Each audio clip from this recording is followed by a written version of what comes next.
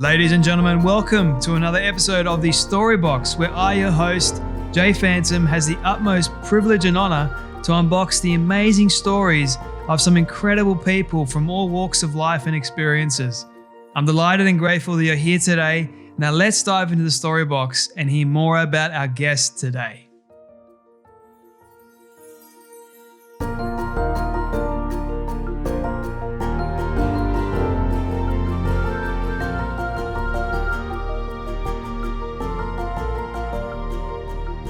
Well, everyone, I'm delighted to welcome Andrew Huberman, Dr. Andrew Huberman, I should say, to the Storybox today.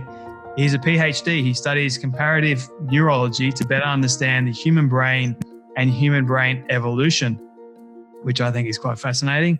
He's also working to make neuroscience more accessible and relevant to people's everyday life. And he's particularly in a good position to do that at Stanford School of Medicine, where he's an associate professor in the Department of Neurobiology and the Department of Ophthalmology. The world's most difficult word to spell. You got me. You helped me there. It's not you. Even other physicians misspell ophthalmology. How about that? That's fascinating. Such a silly word. But you have your own lab called the Huberman Lab, which performs clinical trials using molecular, genetic, physiological, and virtual reality tools, which is honestly astounding. His work includes developing ways to regenerate the brain after injury and neurodegenerative disorders, mainly those causing blindness. Another aspect of his research passes the mechanisms for stress, courage, adaptive action towards potential threats, and testing treatments and protocols for anxiety disorders and trauma. Dr. Huberman has numerous and award-winning contributions to the field of brain development, brain plasticity, and neural regeneration and repair. It is my absolute pleasure and delight to welcome Dr. Andrew Huberman to the Storybox podcast today. Great. Well, thanks so much for having me here. And you're one of the few people to ever pronounce my last name correctly. So without having to ask. So I thought I was butchering that. Bullseye. And well, it's great to be here. I'm looking forward to our conversation. It's an absolute pleasure to have you on here. I was telling you before, I was listening to Dave Asprey's podcast with you, which was quite in-depth and quite fascinating. And I loved how he went and talked about the brain. And the brain is something that I am fascinated by. Before we dive into all that and your work, and I guess really just speak about all these aspects, which are quite fascinating, I have one question that I love asking people to start with, and that is, what does success look like to you?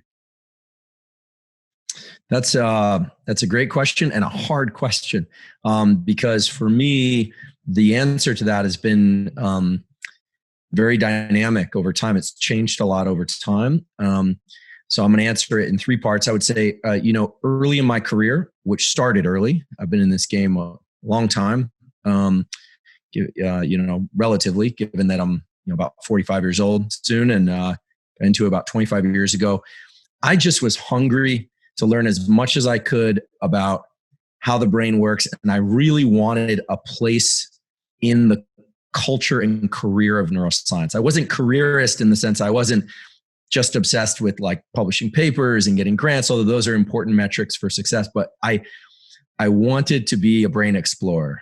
Mm-hmm. And so success then and now has always been about discovering things that, at least to my knowledge, have not been discovered before.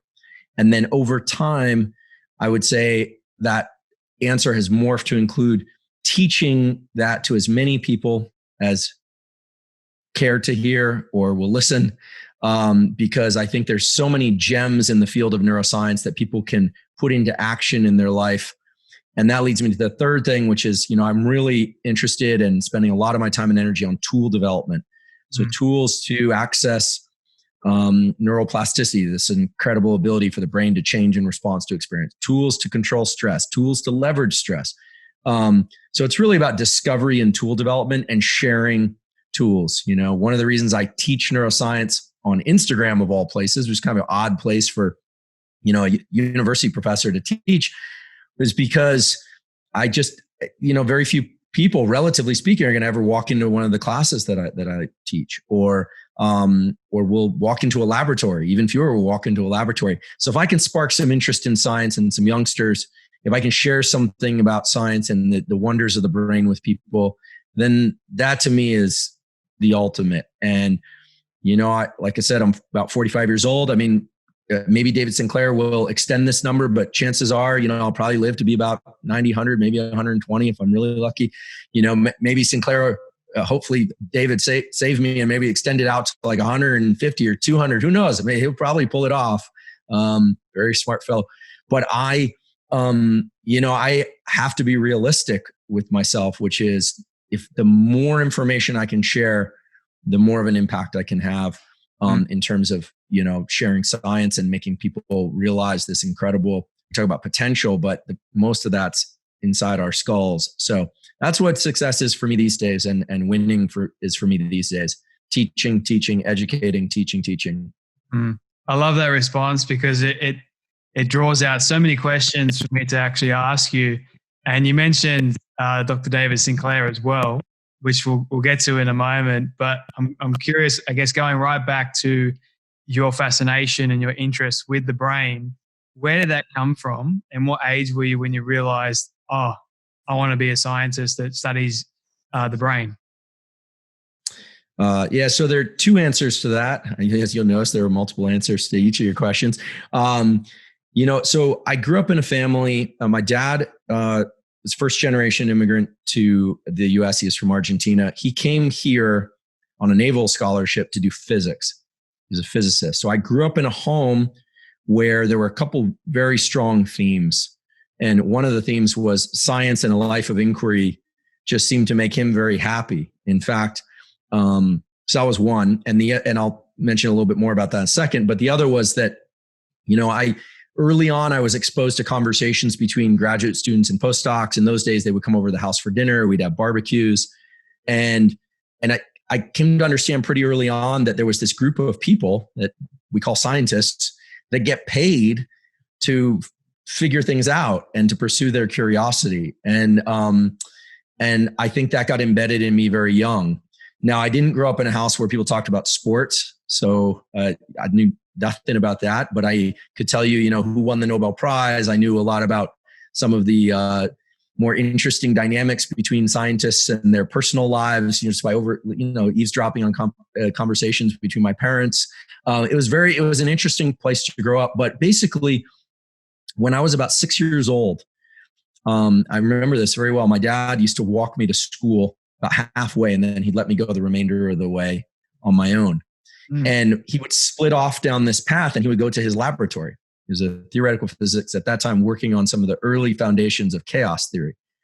And I remember asking him, I said, so, what do you do? We leave it, we part here every day. What do you do? And he said, well, I study how the natural world works, why things fall down, not up, why they, and I study things that are very, very small, smaller than either you or I could see, and how they work and how they make up everything, including you and me. And I was like, that's cool. I didn't really understand what that meant. 6. And I said, do you like it? And he said, well, that feeling when the next day is your birthday? I said, yeah, I absolutely know that feeling. 6 years old, right? And he said, well, I feel that way every day when I go to work. And I was like, wow. So I said, I want to do what you do. And he said, no, I don't think you want to do what I do, because by the time you're old enough to do that, a lot of the great puzzles of physics are going to be figured out. It's nice to get into a field of science early, and there aren't too many footprints on the beach. I remember him saying that. And I said, well, what should I do then? And he said, well, we don't know a lot about the brain. There are a lot of people that make up stories about how the brain works. This was in the, late 70s, right? He said, but we don't know a lot about the brain, but I think there's a lot to learn there. And I said, well, then I'll figure out how the brain works. So I declared that I was going to do that at age 6, but I had no idea what I was talking about, frankly. And it wasn't until much later. So to make a long story short, from, about 13 to 19, I was completely tuned away from school because of sort of like complex family life at home. And I was barely going to high school. I was obsessed with skateboarding and hanging out with my girlfriend at the time. And frankly, I was getting into trouble. I really left any kind of academic sentence, barely graduated high school, did manage to graduate, followed my girlfriend off to university. It's the only reason I went. Basically lived in the parking lot outside her dorm so I could be near her. She was kind of like my family at that point. And then a couple years later, joined the fire academy. I was interested in becoming a firefighter. I never went through the whole process. But then I sat in on a class at the university. This guy was a professor who was talking about thermal regulation and neurochemicals involved in depression and schizophrenia and hunger and feeding. I'm like, this is the coolest stuff ever. He was explaining to me how the world worked at a level that made sense. Had it been a class on quantum mechanics, it would have I think I would have been uninterested. Had it been something about sociology and how cultures migrate and interact, and that I probably would have been like, But there was something about the scale of inquiry, the kind of level of detail, and yet not so much detail that it was removed from reality, that I thought, this is amazing. I want to know more about it. So I went and told him, and he said, well, come work in my lab. So I worked in his lab. And then he said, you seem to have a knack for this stuff. And so eventually I enrolled and I started doing research. And at that point, I had to work very, very hard to become a scientist. I had huge gaps in my knowledge. By then I was about 19 years old. I had huge gaps in my knowledge base. I actually got a small studio apartment, was living alone. And I committed myself to just reading books, not just about math and science, but literature, just trying to take advantage of whatever brain plasticity was left at that age and, pack as much knowledge as I could, work in the laboratory. And that's pretty much all I did besides exercise, eat, and sleep. And I made the decision. I was going to become a scientist, and, eventually went on to get my PhD, become a professor, eventually, got to Stanford, got tenure. Just lot of work. It's been a lot of work. There've been some scars and scrapes along the way. It wasn't all easy, but I fell in love with this thing that we call the brain. And I decided, some people decide to join the military. Some people decide to become professional athletes. Some people become lawyers. I was like, sign me up. I want to be a brain explorer. So I think the seed was planted at age 6, but I didn't water that seed until much later. It's fascinating because I'm curious about, did you end up staying with that girl, or did you just break it off and then just study science? You're the first person to ever ask that. Well, I did not, as we were like family to one another. I think, had I been smarter, I might have managed to, and more talented, I would have managed to balance both things. We remained on good terms over the years. She's a lovely person, but no, we eventually went our separate ways. But I still credit her for going off to university, and the fact that I was just so in love with her, frankly, that I wanted to be near her. So, it's funny how life works. The events that tie together to lead you to a particular point are so nonlinear. I mean, I'm certainly not the first person to say that. Many people have said it, and I think the Steve Jobs commencement speech that he gave at Stanford shortly before he passed away about connecting the dots is a really beautiful lecture that I think people could listen to on YouTube. But yeah, it's true. You follow your heart, and you try and be rational about certain things, and you try and be heartfelt about other things. And I don't know, somehow you end up a neuroscientist. It's really fascinating how life sort of takes you exactly where you need to be, even though you may not realize it at the time. You just got to be open to whatever comes your way. And, I've been through the ringer in terms of going through one career path to the next that has actually surprisingly led me here, and it's leading me on the right trajectory. And I've been through all the, the turmoils and the fears and not knowing exactly where to go and all that sort of stuff. Like, it's just part of being a human. I'm curious for you, when you started, I guess, in this field of studying science, what kept you there, do you think? If you hadn't been a good student per se, such a long period of time, what changed this time? Yeah, great question. So it was just raw curiosity. I wanted, really the only reason to do science. Like you're not going to get rich. You're not going to get famous. You can make a comfortable living, but it's a fairly hard life being a scientist. You have to raise funding consistently. It's the way it was described to me by a very successful scientist when I got my professorship. That day, he said, look, it's just like pinball. You never win. The best you can do is just keep playing. If you're playing, you're good. And I thought, well, that's pretty good. And that's really true. But I think I'm innately curious. I love learning.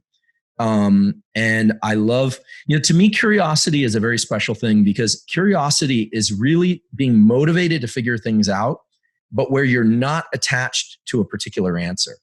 A lot of times we hear the word curiosity and we think, oh, I'm curious to find out if, but a lot of times science is about just peeling back layers and suspending your expectation of what might be there. I think if you love surprises, science is definitely the life for you, because if you think something is going to work a particular way, Mother Nature and biology is going to shove a different answer right in your face. And as she does that, you realize that it's far more clever, often far simpler, or more diabolical than you ever thought it could be. So I think I was just curious. I've always had a strong drive, frankly. Like when I was younger and I was into sports, and I've always been athletic, although I wouldn't say I'm a great athlete, but I've always been very driven. I'm hungry, and I think that I love, one of the things nowadays about podcasts and YouTube and all this stuff is there's so much information. I love it. It's like I feel like I'm in a buffet. I spent my youth in bookstores. I love to read for information. I love stories. So I think being curious really helped. And I think some fear. Without getting into too many of the details, between having a very complicated home life as a teenager and then going to university and realizing, I was 17, then 18, then 19, getting into trouble. It's one thing to be a kid and getting into trouble and getting into fights and a lot of the kind of like mischief that kids get into sometimes. But then what I realized at some point at about 19, I realized if I keep this up, I'm going to be a young adult who is getting into trouble. At that point, nobody's going to care about the backstory, right? Life stops being so forgiving. And so I was afraid of becoming a loser.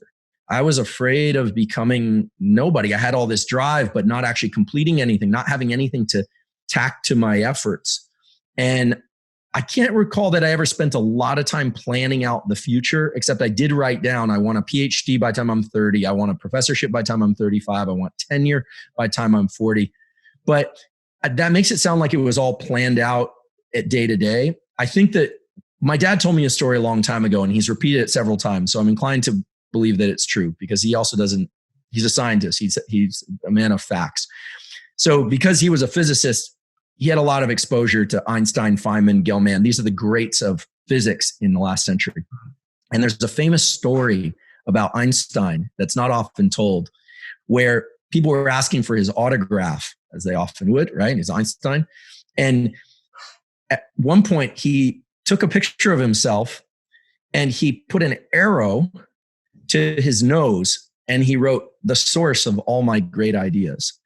And it was kind of a humoristic thing, of course, but you have to develop a sense of intuition. Intuition is not about feeling like your feelings are more valid than facts in the outside world. It's something that is about attaching your feelings to the facts of the outside world. So your feelings of delight or disappointment start to be led by truths that are outside you. Now, I'm a human being, so a lot of my feelings don't stem from facts in the outside world. They stem from my own experience, because that's the way I'm wired. That's the way most everybody's wired. But when you do science properly, it's this weird kind of state of mind where you start letting your body be the God. You're letting the outside world guide your action so that you're doing the right experiments. If you get so attached to doing things a certain way, you won't ever come to the answers. And so you start getting led by these external things. And so curiosity is the bridge between your feelings and the facts of the outside world. And you just start peeling back layers and going. And it's a very magical experience. I realize this is all probably sounding very abstract, but children do this naturally. They just want to dig in the sandbox. They want to explore. They want to play with things the way that they think it might be interesting or not. And so I think these circuits are embedded in us as children. We arrive into the world with them, and then we tend to enforce more and more rules because that's just the way the world works. But yeah, a dose of intuition, a heavy dose of curiosity. And let's face it, you have to be willing to work hard at something and stick to something for a while. And that's where drive comes in. And drive is cultivated. It's not, some people are born with it, but I think you just get good at staying on the same scent trail. Have you been able to study where drive actually come from? Like which part of the brain? Same with curiosity, or are we just naturally given it? Like when we're born, we're always naturally curious. Yeah. So there are two molecules in particular that are relevant here. And now I think for the listeners, I think, everybody has these brain circuits. The two circuits I'm referring to are the ones that take advantage of the molecule dopamine and norepinephrine, sometimes also called adrenaline. Okay. So adrenaline and norepinephrine they're the molecule. It's the same thing really, but it's the molecule that's released in the brain and body that makes you want to get up and move. It's actually the molecule of stress. It's the molecule of agitation. It's the molecule of moving you from one position to a new position. It cues your body that something has changed and it makes you want to be in action. That's why when you get stressed, your hands might shake, your breathing quickens, your heart quickens. It's a neurochemical trying to move you away from your current position to a new position. Very ancient system in the brain, very powerful. The dopamine system is often discussed because it's the molecule of reward. Like when you achieve something, you get this feeling of well-being. But dopamine actually is the molecule of motivation. Dopamine is the molecule that's released when you're pursuing something that's outside the confines of your skin, that you're reaching for something in the world, that you're aspiring to something. And I'll add a third chemical. Serotonin is a reward chemical as well, but it's the molecule that tends to be secreted in the brain when we're happy with what we have, and it tends to make us want to stay still. So you can start thinking about things like gratitude, or the feeling after a big meal, or seeing your dog, or me seeing my dog, or holding a loved one, or spending time with people that you've already formed a connection with. Those tend to evoke the release of neurochemicals like serotonin, oxytocin, et cetera. The dopamine system is all about what's out in the world that you're going to go pursue. And again, this is a very ancient system. Mother Nature put these systems in us and designed them to be pretty generic, so that if I fell in love with science, I want to pursue science and the various things that involve a life of science. For somebody else, it might be sport. For somebody else, it might be literature. For somebody else, it might be business. Whatever it is that sparks your curiosity, dopamine is released as you move toward the thing that you seek. And it's really about rewarding you for movement towards things that are away from your physical body. And this could be conceptual too, not just, in the room. So we've got these different chemicals, one that makes you want to move, one that makes you want to stay still, one that rewards you for going out and moving from your current position. And it makes sense why Mother Nature would wire us that way, because if you think about it, if you have, let's say you were thirsty and you're going to feel agitated. You're going to get up and start looking for water. And then let's say you see a stream, but it's a muddy stream. But there you get some dopamine release. So you continue up that stream so that you would eventually get to the clean body of water. We needed rewards dished out along the way. And the rewards, if you think about it, you're not drinking that water. The rewards are chemical. They're coming from within. So when you say what's drive, drive is the combination of norepinephrine and dopamine. But I mentioned the serotonin system in that it makes us happy with what we have because it has a certain replenishment feature to it. It allows us to continue down the path of pursuit. It is a sore and bad mistake for people to always just be in a mode of drive and pursuit. And actually, just one other thing about this is that if you look at certain drugs of abuse, you find that they tend to fall into one or other camp. People who take cocaine and methamphetamine, it heavily causes the release of norepinephrine and dopamine, and they get very anxious to get out and go pursue things. People who do drugs that tend to cause a lot of release of serotonin. So these would be things of the marijuana, psilocybin, these kinds of drugs tend to make you pretty happy with what you've got. You want to go into kind of rest and digest and eat mode. So there's this kind of push-pull between these. I'm referring to these as the extremes, but these are chemical systems that were designed for the purpose of adaptive living. It's just that drugs of abuse hijack those neurochemicals and put our body into states of one or the other extreme. That's fascinating line of thought, because I want to talk about, we're all different in our mindsets and everything like that. So does that mean we all have different levels of the chemicals in our body when we're born? Or are we naturally, like, do we learn it as we go along? And as we're learning it, do we then form more chemicals, or where do those chemicals actually grow, or can we get them more? Is it from food? Where does it come from? Yeah. So there may be some genetic component, some forms of like what they call major depression, which are, severe depression, or on the one hand could be caused by having fewer neurons that manufacture serotonin, for instance, or people who are very high on the sensation seeking scale for this, sort of using psychology language, might have dopamine circuits that are particularly robust. But so they're going to be bored with anything except the extreme sports, and they're kind of higher levels of it, But in general, so there's a distribution, and I think we all come into the world with a bias toward one system or the other. And some of it is nature, and some of it is nurture. Some of it might be due to upbringing. Like I grew up, I wasn't very good, unfortunately, but I grew up skateboarding. I like Muay Thai boxing. When I run, I like to run fast, or I like to run, 7 miles as fast as I can. I'm kind of high on that. I like novelty. I like sensation seeking. I like some softer music. I love classical music, but a lot of times it's like loud, fast rules, And so some people, they get more of they're tuned to things that are a little bit mellower. So I think there are there's some variation, but we can all tap into these circuits. And, and for many people, it's a question of how much they're willing to embrace the agitation and discomfort that comes from that norepinephrine circuit.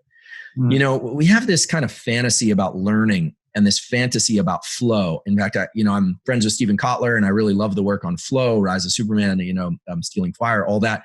But, flow is a highly desirable state. The idea that you can be in this place where everything is working. Most of the time, success at something, whether or not school or career, is the result of progressive layering down of very thin sheets of success that are sometimes even transparent to you as you lay them down, and with tremendous effort. These are not light sheets of paper. These are lead sheets of very thin lead sheets of paper. And so we love the idea of a trampoline that's going to put us into the realm of high performance. But when you look at communities that can perform extremely well in their, whether or not it's neurosurgeons or writers or elite special forces, there's a strong element of what a friend of mine actually who used to be in special forces describes like crawl, walk, run. If you look at the training, it's built up over very basic things over years and years. And so I think as we talk about these dopamine circuits and these serotonin circuits, there's some important principles that people could take away and apply in their own life, which is we have to remember that all rewards, whether or not they're financial or a degree or securing a mate or whatever it is, all rewards are neurochemical. Ultimately, we don't take money and cram it in our ear. It's a neurochemical reward, and they are all from within. We don't eat money, right? Even food, when we eat food, it's the dopamine and the serotonin that's released in response to the ingestion of those nutrients. So one of the powerful tools that people can learn to leverage is I would say for the serotonin system, the most powerful one is probably gratitude. I know it sounds a little bit woo and kind of light, but if you look at really high performers, they know how to use gratitude to access states of recovery and well-being that allows them to lean into effort again. So gratitude is the simple practice of taking a moment to, you could do, 5 minutes, but even just a minute or a moment to just appreciate what you have in terms of what's working. And sometimes when we're depressed or we're unhappy, we don't want to go there. But what's amazing is when those molecules are released, it then allows us to lean back into this perception of the outside world that's very positive and when we see possibility. The other one is, and so I always say gratitude is not complacency. Gratitude is a power tool for high performers, and they don't always advertise it, but they use it. So sometimes it's as much as just saying, look, I'm lucky I can open my eyes today, right? But really dropping into that feeling and feeling the surge of neurochemicals that's associated with that allows you to then lean into action to go pursue other things. It's not about sitting around all day just feeling buzzed on your own sense of well-being. That's not it. Dopamine too, as you push through effort, like for instance, last week I had a very long, hard day of just meeting back to back. And I found myself pretty angry, tired, and resentful by the end of the day. There are two things you can do at that point. You can, first of all, humor is the ultimate way to release dopamine in the brain. And it immediately releases that sense of just grinding. And that tells you that it has to be neurochemical, because these chemicals, it's not like I took some magic pill. I sort of laughed at myself because these were all things, A, that I signed up for, and that B, I really want to do. So there's that immediate switch is more or less proof that these are neurochemical systems in the brain. And the word hack gets thrown around a lot lately, biohacking. I hate that term, frankly. No disrespect to Dave, who's a pioneer in general of wellness and biohacking, but like I hate the term because a hack is using something for a purpose that it wasn't intended. You know, it's like me taking my mug of coffee and using it for something else. But you know, these circuits that I'm talking about humor and gratitude, this is Mother Nature's way of embedding in us control dials over our neurochemistry. And similarly, if you're in pursuit of goals that are very hard, or you're searching for life path or something, regardless of what that life path is, you need to self-dose these sense of reward. You need to tell yourself every once in a while, look, I may not have the answers, but the fact that I'm seeking is a powerful indication that I'm on the right path. Now, that's not confusing your feeling or this self-talk with the result. It's not affirmation. It's not positive self-talk. Positive self-talk is about telling yourself you're doing well when perhaps maybe you're not. But it's about learning to reward that effort process neurochemically. And this has a name, and I didn't invent it. So I want to be clear. This is, Carol Dweck, my colleague in psychology, has this discovered growth mindset, which is this mindset of I'm not there yet, but it's also the mindset of being willing and excited to lean into the effort process. So I'm kind of spelling these things out because when we talk about neurochemistry, it starts people, we don't yet have tools that we can just like pop off a section of our skull and stimulate the dopamine pathway. Drugs like cocaine do it so non-specifically that you inevitably end up in trouble. It's not a good path. And learning to control these things psychologically is powerful. And I know I'm running long, but I'll just say one other thing, which is that physical movement forward is powerful. A student of mine a couple of years ago, Lindsay Soleil, published a paper in Nature showing that when facing fear and anxiety, if an animal or person moves forward toward, in an adaptive way, you don't want to get yourself killed, but in an adaptive way toward the thing that scares you, it triggers release of dopamine, which stimulates more forward movement. And so a lot of people, they're waiting to feel calm to move forward against their fear. And you know what? It's never going to happen. The calm is over a trench of extreme agitation. And that's the reality. But there's a dopamine hit that comes with that, that allows you then to move to the next milestone and the next milestone. So this is the basic system by which we evolved. This is, these systems existed tens or hundreds of thousands of years ago in our brains and the brains of other animals. It's what allows animals to hunt along scent trails. It's what allowed us to forage for new land and territory, mates, and build technology and do hard things. So the more that people can tap into these mindsets and these neurochemical systems, the better. And the way to do that is by saying, I have the power of faculty. I can, meaning not professor type faculty, but faculty like I can control my workings. Just like I can pick up my mug, I can introduce a thought. I might not be able to suppress a negative thought, but I can introduce a thought. And rewarding myself for just the effort of introducing a thought, or using humor, laughing at oneself, remembering that gratitude for what we have is so powerful for resetting us, allows us to keep going. And it's a self-propagating system. And on the flip side, cynicism and frustration are very dangerous. I see it in the culture that I'm in. not at Stanford, but really because it's a great group, frankly, that is very, very optimistic. But you see this in groups that cynicism starts to fester, and we start looking at all the things that are wrong, and it's exhausting. And it's literally like taking money and just throwing it out the window. And the money I'm referring to is kind of an energy to live. It's a will to live and to seek and to improve. Cynicism is the worst thing. It's sometimes associated with intelligence, because sometimes you'll find very smart, very articulate people that are cynical. And I'll tell you, I'll go toe to toe with any of them. And I'll tell you, they are badly wrong. However well they're performing less well than they could. And they're going to die younger. These systems that we're talking about will to live and pursuit, and these neurochemical systems are tied to our sense of will to live. And so be very careful of cynicism. If it's already grown in you, learn to suppress it by focusing on positive things. It doesn't mean you can't come from a place of anger or a place of, Lord knows I've done that, sourced from a place of anger, sourced from a place of fear.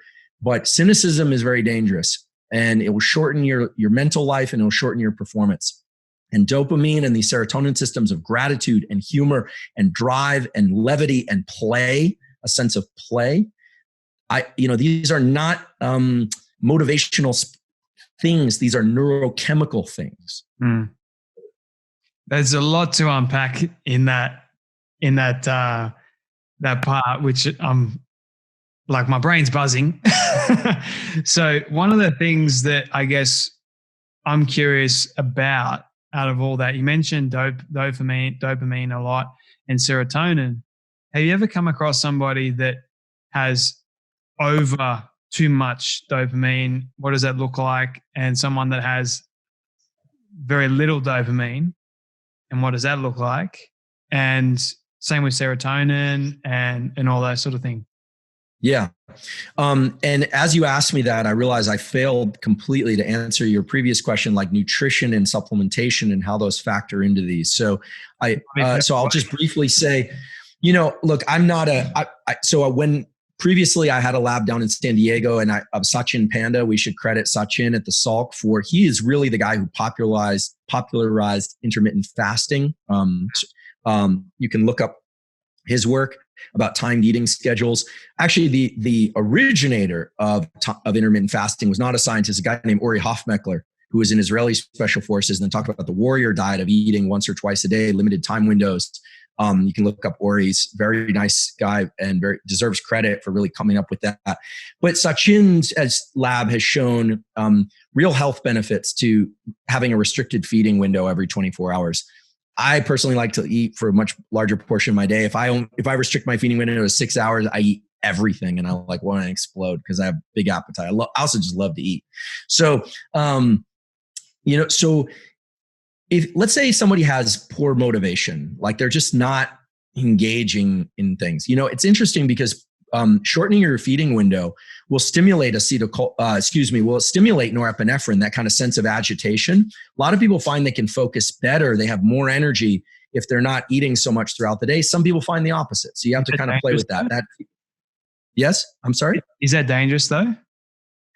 I mean, I think that, I think it's very clear that you want to have some period of time every 24 hours where you're not ingesting food. Typically that's during sleep. Right. But for cellular health and cellular repair, I think the data are now overwhelming that you don't want to be ingesting amino acids and nutrients around the clock. It actually can be quite detrimental. It can, according to Sinclair and others, it can shorten your lifespan. So restricting your feeding window for some people it's 12 hours, for some people it's 10, for some it's 8. I think that low levels, we're not talking starvation, but we're talking about restricting that feeding window can create like for instance, I push my first meal out to about noon each day. And in the morning, it heightens my sense of alertness because we know it increases things like epinephrine release and adrenaline release. I drink caffeine and coffee in the morning. Now, if you have trouble slowing down at night and sleeping and want to relax, well, that's why I eat my carbohydrates at night, because it will increase serotonin. Things like turkey, white meats, and carbohydrates. The precursor is tryptophan, and then eventually 5-HTP and some other things in the pathway, and then serotonin, which helps you sleep. So there are things that people can do. If people are clinically depressed, they need to talk to a psychologist and or psychiatrist. But typically what psychiatrists will prescribe is either an antidepressant that's of the SSRI variety, meaning selective serotonin reuptake inhibitor, things like Prozac, Zoloft, and others. And those increase serotonin. The side effects of those, if they exist, they don't always exist, tend to be lack of appetite, lack of motivation, or lack of libido, those kinds of things. Because if you think about it, you're giving the molecule that is the molecule of satiety and feeling fine. So why would you have to go pursue the things that would ordinarily lead to those? The other variety of antidepressants, things like Wellbutrin, tend to stimulate dopamine and norepinephrine release. They tend to make people in pursuit of things, tends to make people feel agitated, tends to make people feel kind of upstate, in kind of an up state of mind. But it can increase anxiety. So if you see somebody who's taken methamphetamine or taking cocaine, you're looking at somebody who's bathed their brain in dopamine. And what you'll find is that they're always thinking about the next thing. They'll talk fast. They're thinking about the thing that's out there in the world. People who have taken a drug that gives them high levels of serotonin, they're going to basically not want to go do anything except things that are more of the like eat food, just be here, amotivated. So if someone's clinically amotivated and clinically depressed, they need to be very cautious about what, drugs that are going to push them in one direction or the other. I certainly don't recommend recreational drugs to anybody, but because A, they're illegal, and B, they really do cause terrible effects. But moving that feeding window and what you eat can have an effect. Some people will supplement. Now, I should say that my lab doesn't work on these things, and I want to be very clear, I'm not a physician. So if you're going to pursue any of the supplementation regimes that I'll talk about in a moment, you definitely want to talk to a physician. I'll mention a website that is completely not-for-profit. I have no affiliation with them anyway, but called examine.com, where you can put in any supplement. It will give you links to the PubMed studies related to those supplements. So it has what's called the human effect matrix, describes a lot of the effects. So like for people that have trouble sleeping, for instance, things like magnesium threonate, theanine, promote the release of things like serotonin and GABA, which tends to shut down our thinking, allow people to fall asleep and stay asleep. Milk of magnesia, the same reason why they say a glass of milk before bed or something like that. For people that have trouble with motivation and focus, I think it's a mistake to run out and start taking Adderall and taking stimulants unless a doctor has deliberately prescribed that for you and they know you very well and there's a real need. But there are amino acids like tyrosine, things like caffeine, which we all, caffeine, it increases norepinephrine. Right, basically, reduces adenosine load, that kind of thing, to make me less sleepy. Things like L-tyrosine to promote a little bit of release of dopamine for occasional use. Caffeine I use every day, but I don't go around kind of dosing myself with amino acids to increase my dopamine levels because I want my own dopamine levels to be working for me. So there are tools out there and you can explore for those, but ultimately the behavioral tools are going to be the best ones. And let's face it, the best thing for mental health, get a good night's sleep. You have trouble sleeping? Well, get off your phone at 10 p.m. and maybe consider taking magnesium threonate and theanine and make sure you eat a decent carbohydrate-rich meal in the evening. If you have trouble with motivation and focus, well, then consider maybe pushing your eating window a little bit away from the time in which you want to focus, drinking some caffeine. You might consider pursuing something like, supplementing with L-tyrosine occasionally, but better to not have to supplement with anything. The reason I mention all this is that what's starting to emerge, is perhaps you've noticed as I'm talking, is that you've got these neurochemical systems that pull you towards sleep and rest, serotonin and GABA, that pull you towards effort and focus and drive, dopamine, norepinephrine, that pull you toward being a total vegetable, not wanting to do anything. That's the opioid system. The opioid system, the reason it's so bad when it's triggered with drugs is the opioid system was designed to trickle out tiny bits when you've been in long duration effort. It's a painkiller that was designed so that you and I could go hunt for 3 days. And on the third day, when we're like, look, this sucks, this is terrible, my foot hurts. And all of a sudden you're like, I'm just going to endure, and you push on. That's not dopamine. That's the opioid system coming to give you some pain relief. So when people are taking these opioids, they're just basking in this like world of pain, everything gone. They're numb. They're like their neurology becomes numb. So I'm a fan of always thinking, okay, behaviors and mindsets first, diet and supplementation second. And then if all that is being done more or less correctly most of the time, then perhaps thinking about kind of prescription drug regimens. But the twist in this is that if somebody is clinically depressed, they often can't do the behaviors that are going to get them to the place where they can restore this stuff. And sometimes they need a chemical nudge. Mm-hmm. And I think provided it's being done with the care and oversight of a really good physician, I think some of those drugs that I mentioned, like this antidepressants, really can help. But I think that there's an over-reliance on them. They should not be the first line of defense. And that's my opinion. So why do you think that sometimes doctors often give people, when they say let's speak about being clinically depressed. So what's the difference between just feeling down and being clinically diagnosed with depression? Is that a constant reoccurring thing? Like you're constantly feeling down, numb, and all that sort of stuff? And why do you think that doctors actually prescribe a medical drug that, for a friend of mine that actually had depression and he was prescribed these drugs, it actually made him feel worse and more depressed, and actually made him go down the suicidal route, which he never was before. So why do you think that doctors sort of do that? And why do you think that the drugs exist in the first place? Well, I think, so there's no biomarker blood test for depression yet.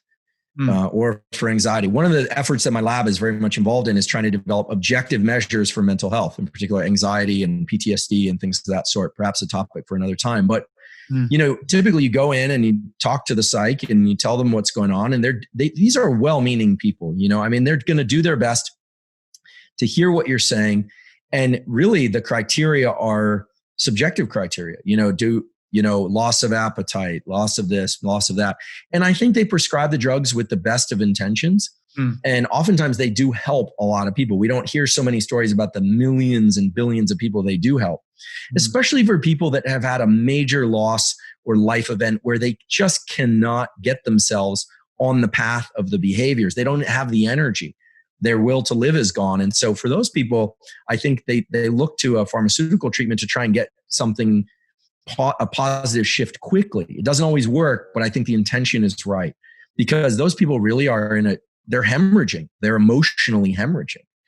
And so they have to do something about it, and they have to do something about it immediately. Now, also, frankly, there have not been many discussions about what tools people should be applying to stay out of those categories. It's only in the last 20 years, physical fitness has gone from bodybuilding gyms that were very niche and yoga studios that was all this embedded language and meditation centers and retreats. And now you got yoga classes online, and on the corner, you got people men and women lift weights. So the physical fitness space has emerged to a place that people are very comfortable thinking about, you want to get fit, you lift some objects that are heavy, you change the foods you eat. Here are some foods. Look, whether or not you're carnivore diet or vegan, intermittent fasting or not, there are dozens of options out there that can direct you toward particular endpoints, and you can try them and eventually get to where you want to go.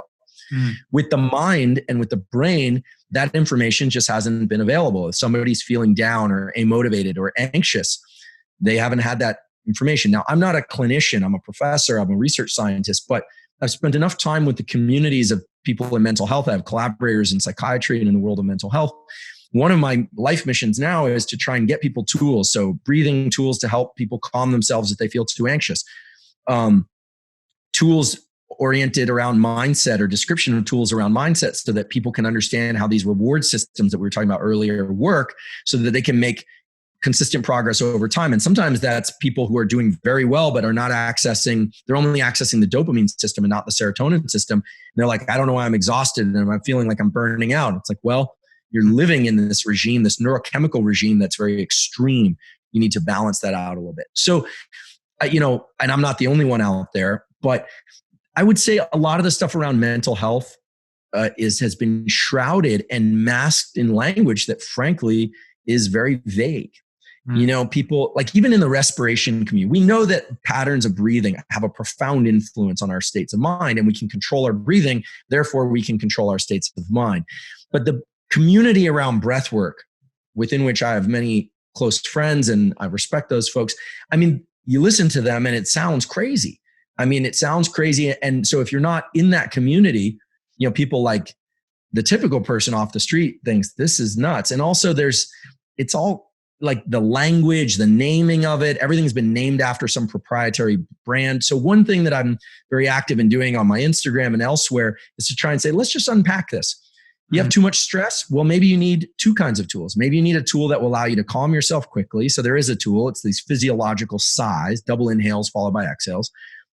Do those anytime you want, through the nose on the inhales, exhale through the mouth, or just all through the mouth. That activates a calming circuit. This is supported by published research. Or maybe if you're somebody who wakes up with a lot of agitation, maybe you should spend some time in that agitation by doing some intense breathing and then some exhales and holding your breath briefly, 5 to 15 seconds with your lungs empty, to get comfortable being in those states of discomfort. And you'll notice I'm not saying, oh, you have to take this class or learn this method, or look, I didn't invent it. Mother Nature invented these things. So it's the reason is I'm trying to arm people with a logic that says, I don't feel well. There are a couple different roads I could drive down, to different tools I could use to start to feel better. And now, okay, I have some control over my nervous system. Or I'm feeling tired every day at 4 p.m. Well, let's talk about that and what that could mean. So in any event, I think the world of mental health and around solving the puzzles of the mind are only now coming to light, because we just didn't know about them. There wasn't good science, and most of the good solid science has been in the last 10, 15 years. And, I'm certainly not the only one out there, but, humility aside, there are very few people who are leaving their laboratories to talk to people about what's happening in laboratories. Typically you get people doing, these high profile public events, and it's like to promote a book, and there's nothing wrong with that. I have a book I'm writing. I'll promote it when it comes out too. But I think that the scientific community owes the general public. They owe the general public to translate the knowledge they've collected with their tax dollars and to tell them what it means for them. And I think most people in the scientific community either are uninterested, don't know how, or are afraid to do that because they're afraid of taking a stand.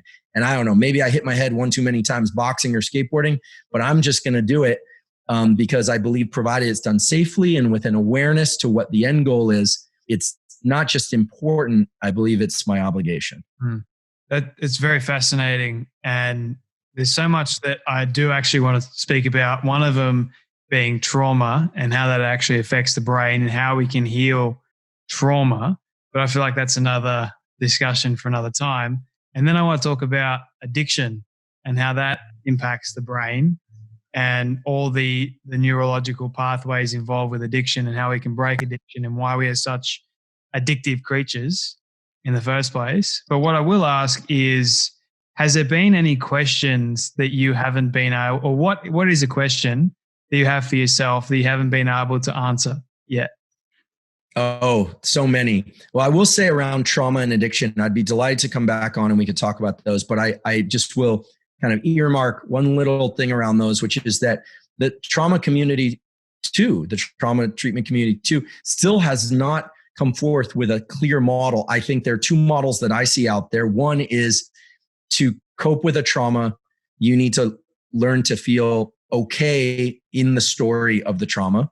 And another camp believes that the cathartic approach, that you actually need to go into the feeling of pain and trauma and sort of purge it or recapture it somehow. And if this sounds vague, it's because it is vague. I think one of the things my lab and other laboratories, it's not just my lab, are doing now is trying to figure out what are the neural circuits that need to change in order to rewire the relationship to a traumatic experience. Because let's face it, you're not going to extinguish the memory.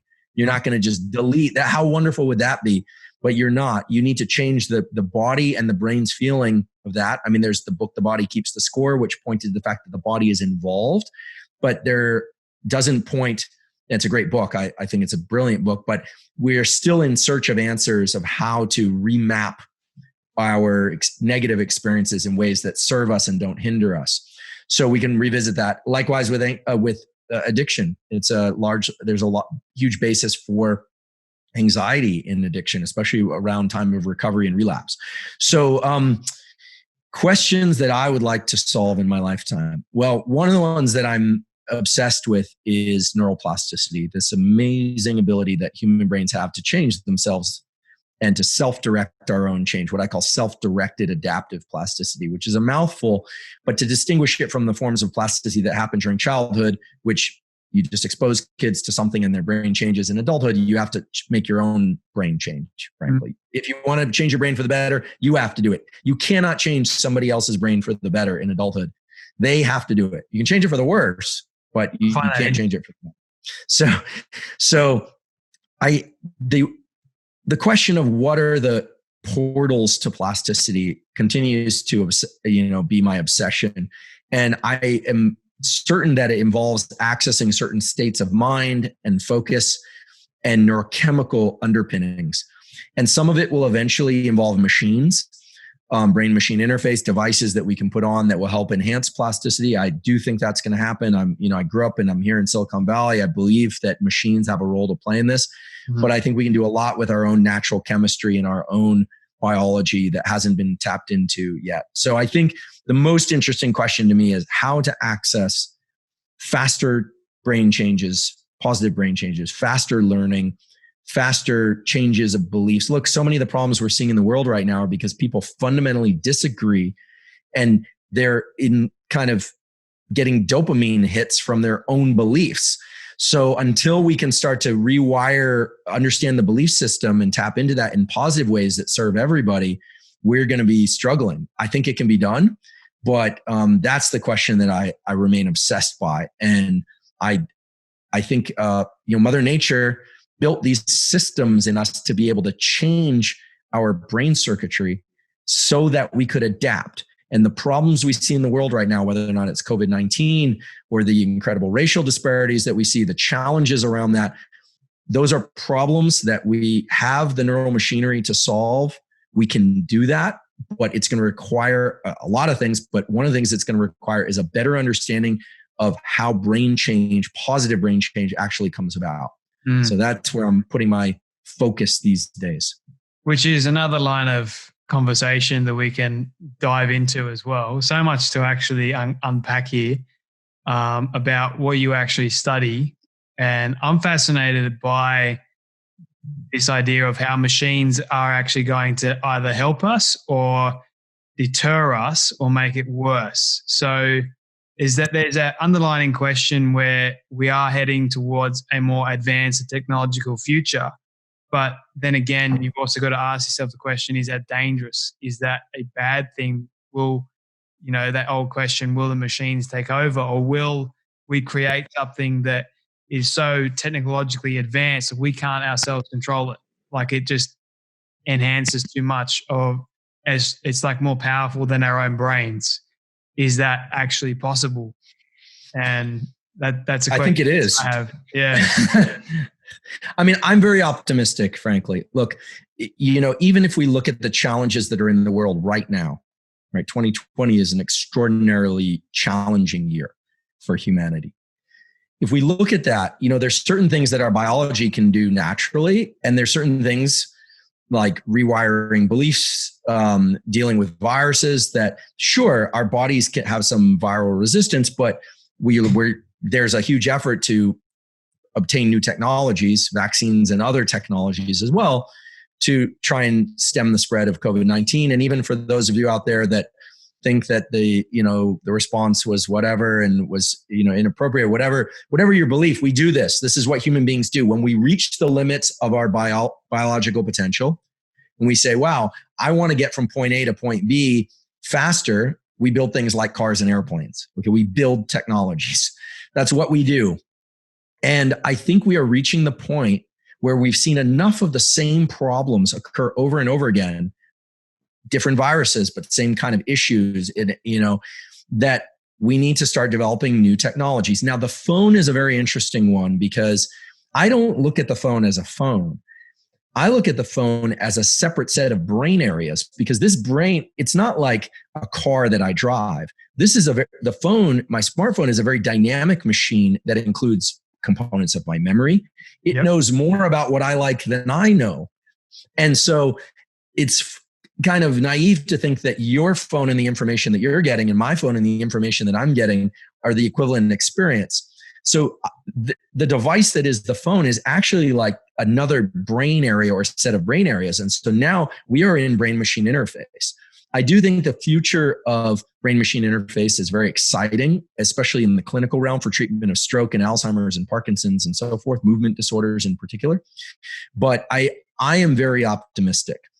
I think that despite some challenges, too much screen time, not enough sleep, provided that we adhere to our basic requirements as organisms to reproduce and flourish and form social connections, we were designed to adapt. And lately we're doing it with machines. And I think that's the way we're headed more and more. And it's hard for even somebody of my generation to accept.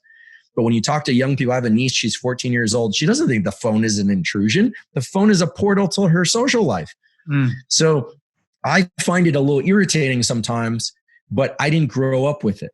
So we have to remember what our neurology was built for. It was built to use, but it was built to adapt to the habitat in which we were raised. And I am very optimistic. I do not think robots and AI are going to take over the planet and start running us like little pawns on a chessboard. I don't think that's going to happen. I think what's going to happen is we're going to start realizing that AI and some components of machines can make better, more benevolent decisions than we can. And I'll just give one kind of very low level example. This isn't going to transform the world, but just think about a group or an organization. And normally you have someone who kind of mediates and somebody talks and other people are quiet, and you've got people with great ideas and people with not so great ideas. But you could imagine a machine knowing something about each person, paying attention to their physiology and saying, like, hey, we haven't heard from you, or what are your thoughts about this particular point that was made 5 minutes ago? And you'd be like, wow, yeah, actually, I hadn't thought about it. So a machine that could cultivate answers that would be better than just a bunch of people, trying to help each other. I mean, that's why we build machines. We build machines to do things that we can't do with just our biological capabilities. And that's what separates us from the other animals of the planet. That's why we're in charge of this planet. So I'm very excited. I think we have to move carefully. We have to move thoughtfully. And I want to be very clear. I'm talking about benevolent goals and machines, better, more inclusive societies. So just to be really clear. But if we think that we can dodge this whole AI machine thing, forget it. Forget it. We've already been in it with the smartphone in the last 10 years. Yep. Fascinating stuff. I'm going to save a lot of the other questions I have for a part 2. I really appreciate your time today, Dr. Huberman. My pleasure. Learned so much to actually unpack, which I keep saying, but it's true. And I'm really looking forward to our second interview where we can dive a little bit deeper into some things. So I really appreciate you. Well, I appreciate you and the opportunity to connect. I would be delighted to talk about any of these many things that I sort of threw out there with a lot of depth and precision at any time. I realize I kind of scattered a bunch of topics out there, but I really appreciate the chance to talk neuroscience with you, and be delighted to come back anytime. Even though I don't actually study the subject I'm not a scientist. I actually failed science in high school. And math and all that sort of stuff. But it's something that I am naturally over the years become more curious about learning, because it is very fascinating. You throw me an inch, I'll take a mile. That's great. You're a scientist. You're a scientist. There's that curiosity, and I can feel it. So by all means. So many questions, and yet I'm studying to become a teacher. So how about that? Well, we certainly need more teachers. They do such important work. So wonderful. The world is grateful. Thank you. Thank you, Dr. Huberman. I don't like this part because it means that sadly, we have come to an end of yet another incredible story. I just want to say thank you to all of you for tuning in and listening to our guest today. It is my prayer that you would have felt inspired, motivated, challenged in some way, and that you would have learned something new as well. If you'd like to hear more amazing stories like this one, you can do so now by searching up the Story Box on any podcast platform. It's that easy. If you did get something from our guest today, please share it around to a friend or family member that you think could benefit from hearing this powerful story. And before you go, please leave a rating and review on Apple Podcasts. It will only take 30 seconds and it will go towards reaching more people. Let's start changing lives through powerful stories like this one. Your support is greatly appreciated. Until next time, when we dive back into the Story Box, I'm Jay Phantom, and don't forget, your story is worth more than you know. I'll catch you next time.